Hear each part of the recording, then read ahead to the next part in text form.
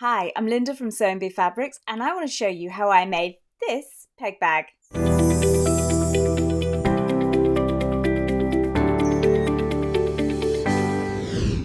So if you've got a wire coat hanger lying around and you want to have a go at making a cute peg bag, I've popped a link in the description for the video where you can download the pattern I used. To make this peg bag, I've used a wire coat hanger, stiff interfacing, cotton fabric, some 16mm Velcro, which is just over ½ inch, cam snaps and a zipper foot. I turned a coat hanger into a circle by stretching it around a bowl till it was about 24 centimetres across. There should be 14 pieces of interfacing for the petals, 4 small pieces to make the top section of the inner flower, 2 long pieces to make the bottom section of the inner flower, and 2 pieces for the main body. I ironed the interfacing onto my cotton for the petals and the main body. I added a seam allowance, ignored the V cut out on the petals, then cut the fabric out on the fold. Our fabric strips are different depending on if they're interfaced or not, so I've cut them out separately. I'm making the petals first. For each petal, I'm taking 1 piece with interfacing and 1 piece without. The petals are facing right side together, so the interfacing is on the outside. I'm leaving the base of the petal open. I'm just stitching around the outside. At the point of the petal, it helps to stop with the needle down. Lift the presser foot up, then swivel the fabric before starting to sew again. Rather than sewing each petal at a time, I'm chain stitching. This means I'm sewing several together without cutting the threads until the end. To do this, I'm lifting the presser foot up with the needle up, sliding the finished petal back just out of the way, then lining up the next piece before lowering the foot back down again. On my machine, it helps to manually lower the needle, otherwise it can sometimes pull the fabric out of position. Once all 14 petals were stitched, I've made small snips along all the curved edges. This means that when I turn them the right way out, the seam will be able to lie flatter. By cutting the tip off, I'll also get a sharper point. I like to use forceps to help turn them. I just grab the end inside and pull it out. Then I use the tip of the forceps to gently push the tip of the fabric into a nice sharp point. I've ironed them out flat, ready to top stitch. Again, I'm just sewing around those curved edges, leaving the bottom open, and just like before, it helps to speed up if you chain stitch them together. If you want to make your petals more fun, you could use different scraps for each petal, or top stitch with decorative stitches, or maybe decorate them with ribbons or lace. Just be careful not to embellish them with anything that adds too much weight or they won't be able to stand up easily.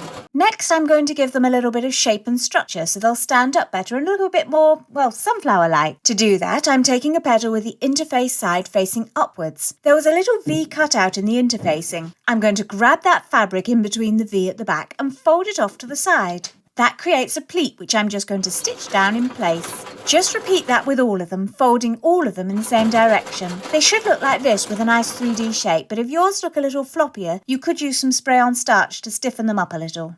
I'm going to attach the petals to the interface line strips. I only need half the strips to start with. For the smaller 2 strips, I'm attaching 2 petals on each. I've clipped them on with the right sides together and left a seam allowance at each end of the strips. Then I've done the same with the other 10 petals on the long interface strip, and then double-checked all the petals are facing the same direction. I'm using a narrow seam allowance to stitch the petals down, because this line of stitching is just to hold the petals in the right place. With the interface line strips we put to the side before, I'm going to use them now to sandwich the petals in the middle of them. So I'm just lining them up right sides together with the other strip. This time when I'm sewing, I'm using a normal seam allowance so it'll make a neater edge with that previous line of sewing hidden.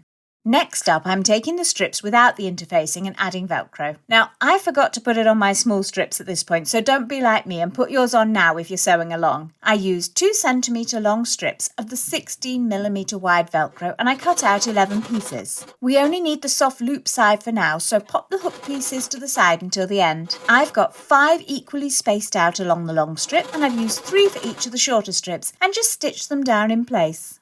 With the shorter strips, I want to stitch them neatly, almost like a half a bag handle, but I can't make it fully inside out and turn it because the petals are too big. So I've got around that by pressing the seam allowances on one long side for each of these cotton pieces without interfacing, and also on the matching sides of my petal strips. I then line them up right sides together. I'll be sewing down one short side and the long sides that aren't pressed. The short sides need to be on opposite side from each other so that the petals will face the same direction when I add them on later. I've clipped the corners and turn the fabric so it's now the right way around, and then I'm tucking that folded edge under and just top stitching the edge down. To neaten it up and hold our straps in place, I'm just going to carry on around and top stitch right the way around the closed end and back up the other side.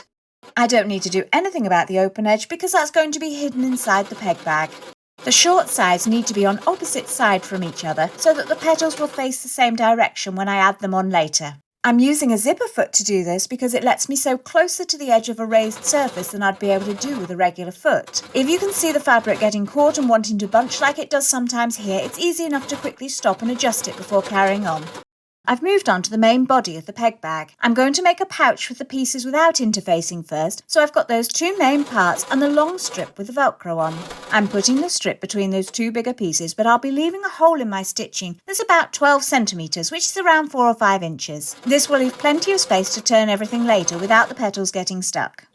If you want to make your peg bag a bit more unique, you could always add some inner pockets to your lining so you've got somewhere to add your house keys when you're outside sorting the washing. Or maybe, if you're gifting your peg bag, you might want to embroider a little message inside.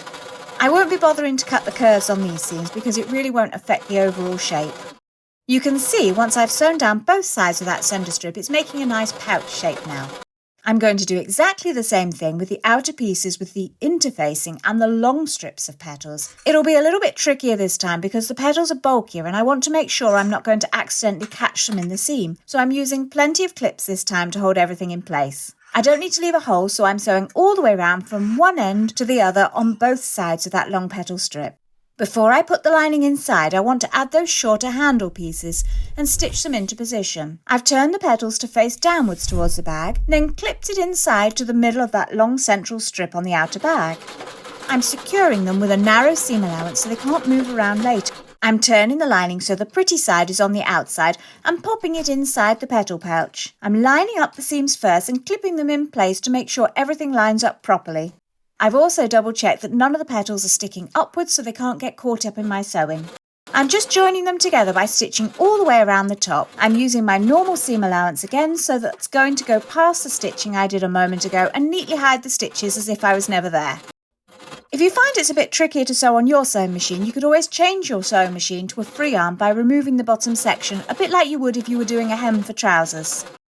My fabric moves quite easily through the sewing machine, but if you're using a thicker or trickier fabric, you might find it easier to use a walking foot for this kind of project.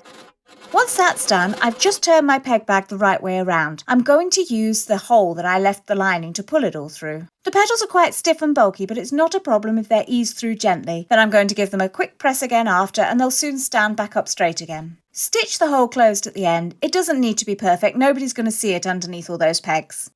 I'm adding 2 cam snaps at the end of each of my straps. There's 2 male sides on one piece, 2 female sides on the other, so they can pop together in the middle around the coat hanger wire. You could always use some sew-on poppers instead.